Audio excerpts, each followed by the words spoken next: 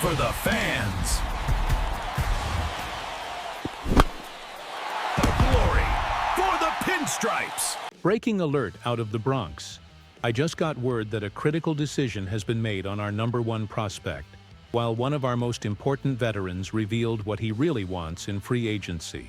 This is going to divide the fan base. If you want the inside scoop before anyone else, hit that subscribe button right now. What's up, Yanks Nation? Welcome back to the channel. It's me, bringing you the hottest, most exclusive news straight from the inside of the Bronx. Today, we've got a lot to break down. Major moves that are shaping not just the end of this season, but the very future of our franchise. Grab your coffee, get comfortable, because we're about to have a serious, in-depth conversation in the style you've come to expect. Let's get right to it, because the gears of the evil empire never stop turning.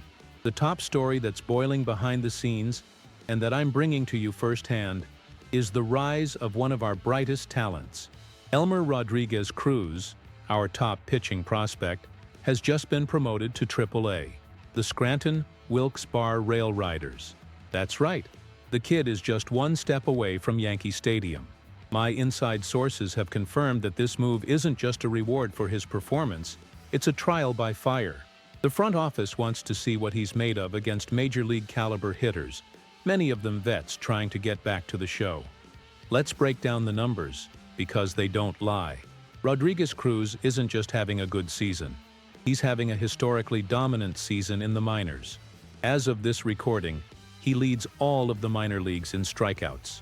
The exact number is 173. 173. That's not just power, it's consistency. It's command.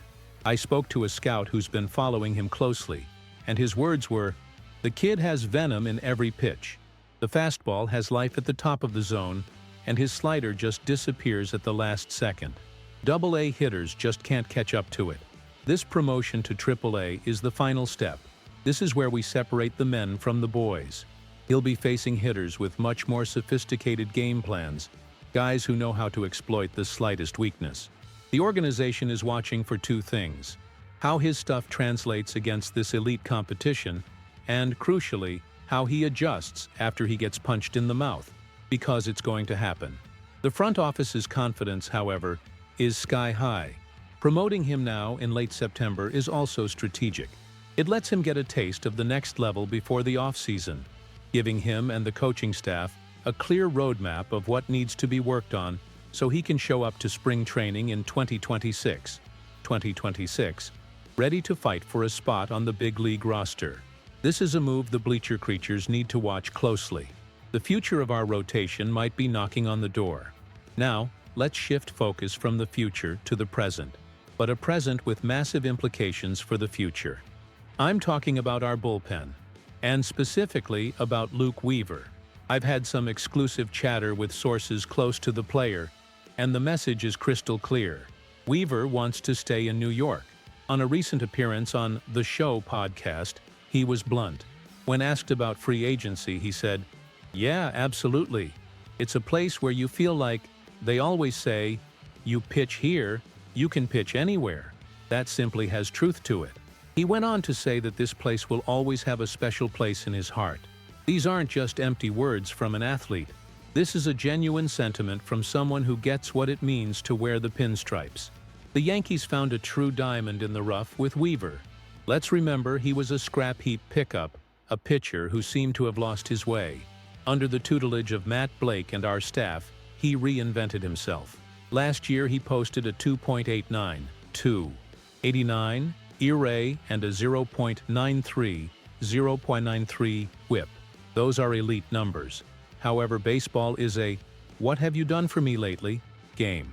And in the past few weeks, Weaver has shown some cracks in the armor. His ERA, which was sitting at a tidy 2.72 at the start of the month, has ballooned to 3.90, 390, as of September 18th. This complicates things. The front office loves him, his teammates respect him, and he clearly wants to stay. But business is business. His performance in the postseason will be the ultimate deciding factor. If he comes into high-leverage spots and shoves, he'll make Brian Cashman's decision a whole lot easier. The financial question is the elephant in the room.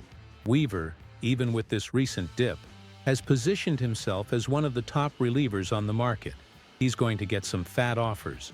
Will he be willing to take a Yankee discount to stay in a place he loves, with a chance to win every single year?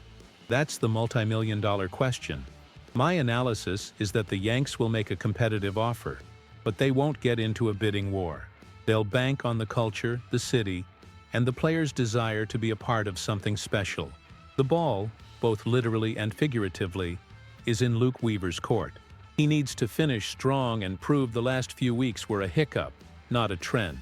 Continuing on the theme of crucial off-season decisions, the conversation inevitably leads us to the biggest name on our list of pending free agents, Cody Bellinger.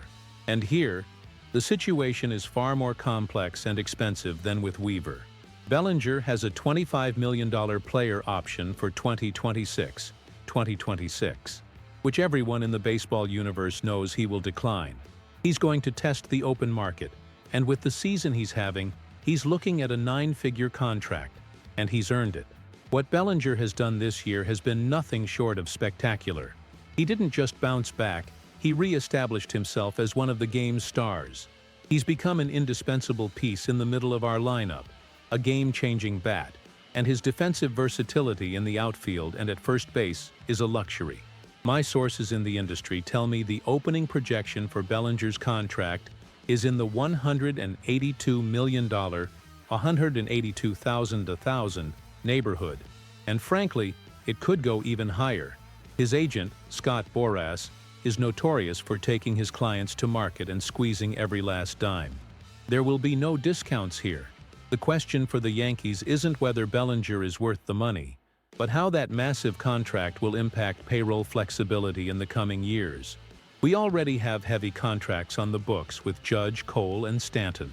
Adding another $180 million plus $180,000 plus deal could hamstring the team's ability to fill other holes down the road. However, what's the alternative? Letting a bat of Bellinger's caliber, who is a perfect fit for Yankee Stadium, just walk away? That would create a gaping hole in our lineup. My take, based on conversations with people inside the organization, is that the Yankees will go all in to keep him. They acquired him in a trade that looks like a fleece in retrospect, and he's become part of the team's core. Hal Steinbrenner has shown he's not afraid to spend when he believes the piece is essential to the quest for number 28. The negotiation will be long, it will be tense, and it will undoubtedly go down to the wire. But in the end, I believe Cody Bellinger will remain a Bronx Bomber. The fan pressure and the need to maintain offensive firepower will be too great to ignore. To wrap it all up, let's connect the dots. The promotion of Elmer Rodriguez Cruz, the contract situation with Luke Weaver, and the impending free agency of Cody Bellinger are all pieces of a much larger puzzle. They represent the Yankees' ongoing strategy of balancing the present and the future. On one hand, you have the homegrown pipeline, with kids like Rodriguez Cruz coming up and promising a bright, cost-controlled future for our rotation. This is vital. No team can sustain success on high-priced free agents alone. It's the lifeblood of the organization. On the other hand, you have the win-now imperative. And to win now, you need proven vets like Weaver and superstars like Bellinger. The art of running a franchise like the Pinstripers is knowing when to bet on a young kid, when to pay a veteran, and when, painfully, to let a player walk. The final analysis on the top story, Rodriguez Cruz's promotion, is that this is an unequivocal sign of the organization's faith in his right arm. They're fast-tracking him, challenging him to prove he's ready.